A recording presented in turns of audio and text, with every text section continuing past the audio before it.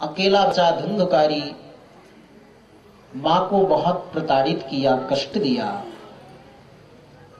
सारी संपत्ति जब खान पान में नष्ट कर दिया तो मां को डांटते हुए कहा, बता तूने संपत्ति कहां रखी है छिपाकर? संपत्ति नहीं देगी तो मैं तेरा वध कर दूंगा। इतना क्लेश दिया धुंधकारी ने अपनी मां को कि उसके कष्ट से दुखी होकर के मां कुएं में कूदकर अपना प्राण त्याग दी। जिसके क्लेश से, जिसकी दुष्टता से पिता बन चला जाए, मां प्राण त्याग दे, धर्मात्मा भाई घर छोड़कर वन में चला जाए, क्या उसकी सदगति होगी क्या? एक दिन राजघराने में चोरी किया, घर में वेश्याएं थी, सोचा खोजबीन होगी, ये पकड़ा जाएगा, हम भी पकड़ी जाएंगी। तो उन सब ने सोते हुए धुंधकारी के गले में रस्सी लगाया। प्राण नहीं नष्ट हुए तो आग के अंगारे मुख में डाला, तो भी प्राण नष्ट नहीं हुए तो एक गड्ढा बनाया आंगन में और उसी में डाल करके मिट्टी से ढक दिया और सारी संपत्ति लेकर के घर चली गई। इसके बाद तो दुर्गति होना है। दुर्गति अर्थात दुष्ट योनि में गया, प्रेत योनि में। 1 वर्ष तक जहां जहां गए हैं गोकर्ण जी अपने उस भाई धुंधकारी के लिए हर जगह तर्पण करते, श्राद्ध करते। 1 वर्ष के बाद जब घर में आए तो घर के बाहर रात्रि में धुंधकारी प्रेत योनि में था। कभी सिंह दिखता, कभी बकरे के रूप में, कभी हाथी के रूप में, कभी आग के रूप में। गोकर्ण जी ने कहा, भगवान का भजन करने वाला भक्त के सामने कोई भी प्रेतात्मा कष्ट नहीं दे सकता। मैं तुमसे भयभीत नहीं, तुम बताओ क्या चाहते हो, तुम्हारा परिचय क्या? तब उस प्रेतात्मा ने कहा, अहम भ्राता तुदीयोस्मि धुंधकारीति नामतः स्वकीये नैव दोषेण ब्रह्मत्वं नाशितं मया। मैं तुम्हारा भाई धुंधकारी हूं, अपने ही गलत कर्म के द्वारा मैं प्रेत योनि में पहुंचा हूं। भूख लगी है, प्यास लगी है, तड़प रहा हूं, मेरा उद्धार का उपाय सोचिए। गोकर्ण जी ने कहा, मुझे आश्चर्य है, मैंने तुम्हारे लिए तो सब तीर्थों में जल दिया, श्राद्ध किया, तर्पण किया, फिर भी तुम्हारा मोक्ष नहीं। प्रेतात्मा धुंधकारी ने कहा, गया श्राद्ध सतेनापि मुक्तिर्मे न भविष्यति उपायम परम किंचित तम विचारय सांप्रदम। हजारों बार गया मैं श्राद्ध कर लो तो भी मेरे को मोक्ष मिलने वाला नहीं, क्योंकि जितना इससे पुण्य मिलता है उससे ज्यादा तो मैं पाप कर चुका हूं। कोई दूसरा उपाय खोजिए। प्रातः काल हुआ, गोकर्ण से मिलने के लिए गांव के सभी लोग आए। धर्मात्मा थे ना गोकर्ण जी, ज्ञानी थे। सबके सामने एक ही बात रखते कि मेरे भाई को प्रेत योनि से मोक्ष कैसे मिलेगा। लोगों ने कहा, आप इतने बड़े ज्ञानी नहीं समझ सकते तो हम कैसे बताएं। जब कोई किसी से समाधान नहीं मिला तब गोकर्ण जी भगवान सूर्य को अपने तपोबल से रोक लिए। तोभ्यम नमो जगत साक्षिन् ब्रोहि मे मुक्ति हेतुकम् तच्छ्रुत्वा सुदूरतः सूर्यः स्फुटमित्यभ्यभासत। गोकर्ण जी ने कहा, भगवान सूर्य, हम आपकी आराधना करते हैं, आप बताओ मेरे भाई को प्रेत योनि से मोक्ष कैसे मिलेगा। सूर्य भगवान ने जो बात कही उस सब ने सुनी कि श्रीमद्भागवतान मुक्ति सप्ताहं वाचनम कुरु इति सूर्य वचः सम्यक धर्म रूपम तो विश्रुतम। श्रीमद् भागवती कथा श्रवण कराओ, इसी से तुम्हारे भाई को प्रेत योनि से मोक्ष मिलेगा। ये बात सब ने सुनी। फिर क्या था, गांव के बाहर एक दिव्य पांडाल बना। स्वयं गोकर्ण जी ज्ञानी थे, कथा प्रारंभ किए, सबको कथा सुनाने लगे। धुंधकारी जब स्थिर नहीं हो पाता तो उसको एक आश्रय दिया बांस का, और उसमें बैठकर कथा सुनता। भागवत में ऐसा नहीं लिखा। भागवत में तो ये लिखा है कि भागवत की कथा सुनने से व्यक्ति के भिद्यते हृदय ग्रंथि छिद्यन्ते सर्व संशयाः क्षीयन्ते चास्य कर्माणि तस्मिन् दृष्टे परावरे।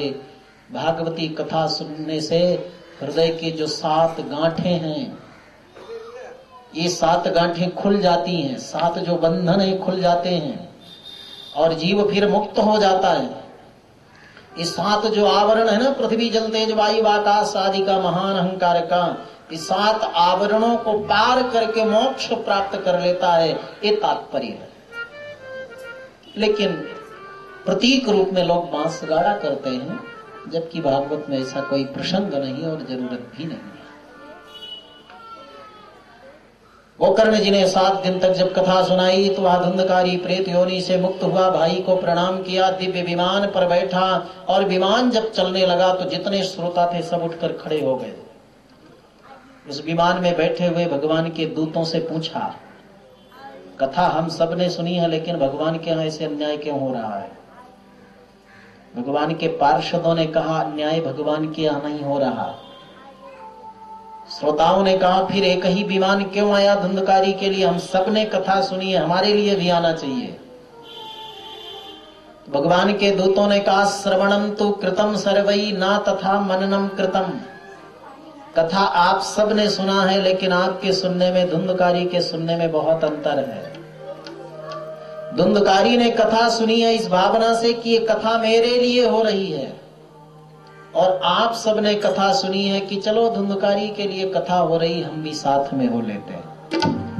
ये फल का भेद हो गया। इसलिए आप लोग ये मत सोचिएगा कि खेतान जी कथा सुन रहे हैं चलो हम भी चलते हैं। कई लोग आते हैं फॉर्मेलिटी अदा करने के लिए, 2 मिनट चलो नहीं, खेतान जी कहेंगे या स्वामी जी कहेंगे कि भाई कथा में नहीं दिखे, उससे कल्याण होने वाला नहीं। क्या करना है? खेतान जी कथा करा रहे हैं लेकिन हमारी ओर से भी कथा हो रही है, हमारे लिए कथा हो रही है, इस भावना से आप कथा सुनोगे तो आपको ज्यादा लाभ मिलेगा, आपका भी कल्याण होगा। ये हम नहीं कह रहे, भागवत में लिखा है, श्रवणम तो कृतम सर्वै ना तथा मननम कृतम फल भेदस्ततो जातः भजनादपि मानद। फल भेदस्ततो जातः। इसलिए आप सोचिए कि कथा हमारी तरफ से हो रही है, हमारे लिए हो रही है, हमारे कल्याण के लिए हो रही है, भागवत के एक पात्र हम भी हैं। तब आप देखिए फिर कथा में कितना आपको आनंद मिलता है और कथा का लाभ भी आपको पूरा होता है। यहाँ बड़े सुंदर वचन कहे हैं भागवत में भगवान के पार्षदों ने हम सब के लिए कि देखो, अदृढ़म चाहतम ज्ञानम। कथा कई बार सुनते हैं लेकिन वो कथा जब तक हमारे मन में दृढ़ नहीं होता तब तक वो स्थिर नहीं हो पाता, विस्मृत हो जाता है। प्रमादेन हतम श्रुतम।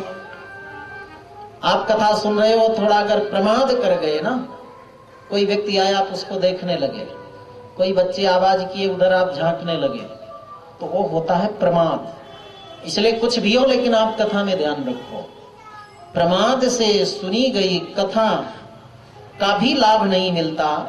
संदिग्धो ही हतो मंत्र। मंत्र जाप करते हो लेकिन संदेह हो गया, ओम नमो भगवते वासुदेवाय है कि वसुदेवाय है, ऐसा यदि संदेह हो गया तो उस मंत्र जाप का फल नहीं मिलता। व्यग्र चित्तो हतो जपः। व्यग्र चित्त होकर अगर आप जाप करते हो मंत्र का, माला चल रही है, अरे जरा टमाटर भी लेते हैं ना साथ में,